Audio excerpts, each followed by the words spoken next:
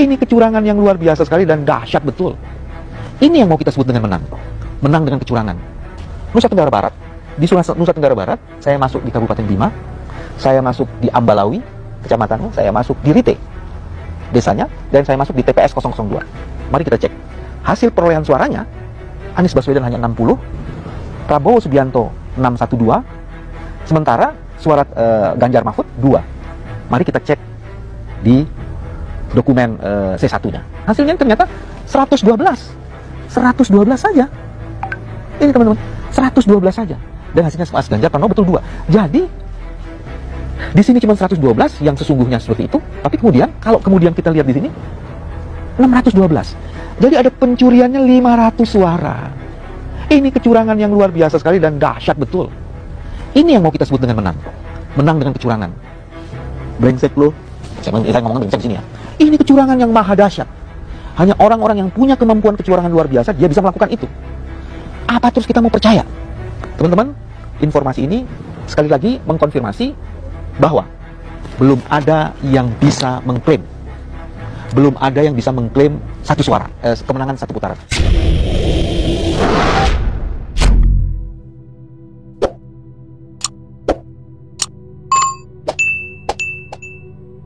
Kami hampir sampai pada kesimpulan bahwa masif, sistematik, dan terstruktur itu benar-benar terjadi dengan kualitas kadar pelanggarannya yang jauh lebih dahsyat ketimbang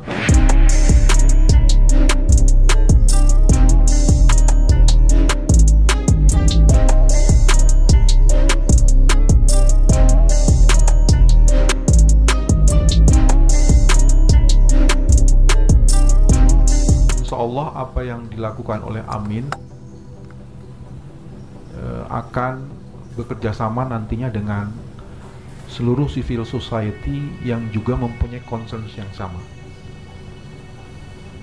Ada kawal pemilu, ada jaga suara rakyat, ada kecurangan pemilu.com. Dari 5-6 organisasi ini, insya Allah nanti kita akan coba melakukan konsolidasi untuk bersama-sama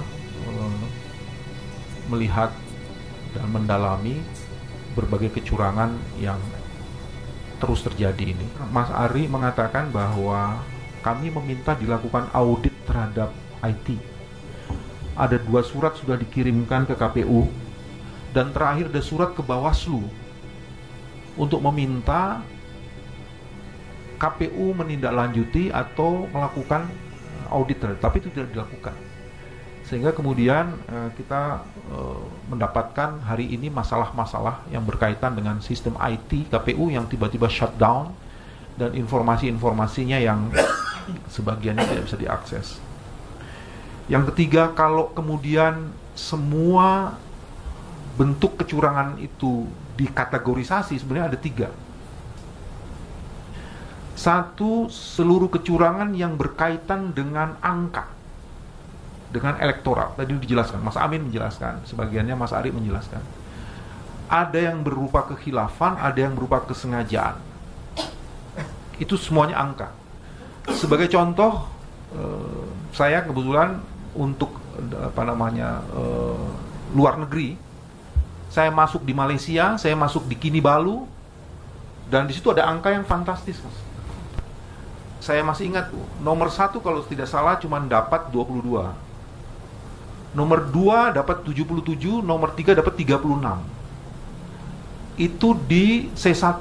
Tapi di C hasilnya, nomor 1 alhamdulillah 22, nomor 2 8.077, dan nomor 3 80.032. 80.000, Mas.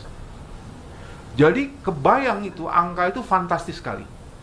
Tapi yang menarik, begitu angka itu dikeluarkan, KPU buru-buru kemudian melakukan revisi.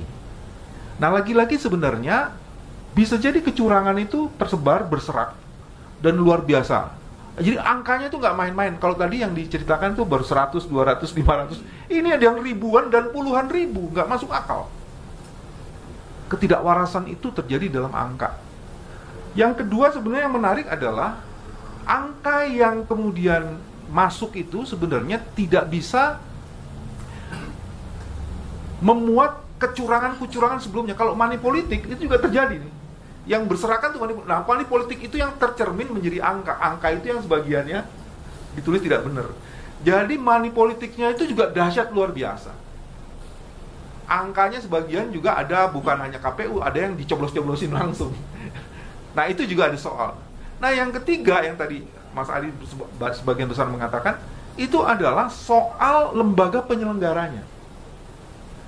Lembaga penyelenggaranya ada KPPS yang mengarahkan atau petugas TPS yang mengarahkan lansia, ada yang tidak memberi ruang pada saksi. Itu hampir sebagian besar informasinya adalah berkaitan dengan independensi, integriti dari orang yang disebut dengan KPPS. Itu bagian yang jadi kecurangannya itu seperti itu. Nah, kalau kemudian ini diletakkan kepada cita-cita Amin, semuanya itu mendorong pada satu kesimpulan, kuantitas itu tidak berbasis pada kualitas penyelenggaraan pemilu. Sehingga klaim kemenangan itu menjadi tidak valid karena kuantitas yang dirumuskan itu tidak berbasis pada kualitas penyelenggaraan pemilu yang diatur oleh undang-undang itu. Yang lebih menyedihkan lagi sebenarnya, legalitas yang dihasilkan itu sama sekali tidak mempunyai dasar legitimasi. Mas SS, Mas Sudirman tadi mengatakan seperti itu. Kalau kecurangan terjadi, integritas tidak terjadi, fairness tidak terjadi, bagaimana legitimasi bisa dibangun atas legalitas kuantiti yang tadi dikemukakan? Kami hampir sampai pada kesimpulan bahwa masif, sistematik, dan terstruktur itu benar-benar terjadi dengan kualitas kadar pelanggarannya yang jauh lebih dahsyat ketika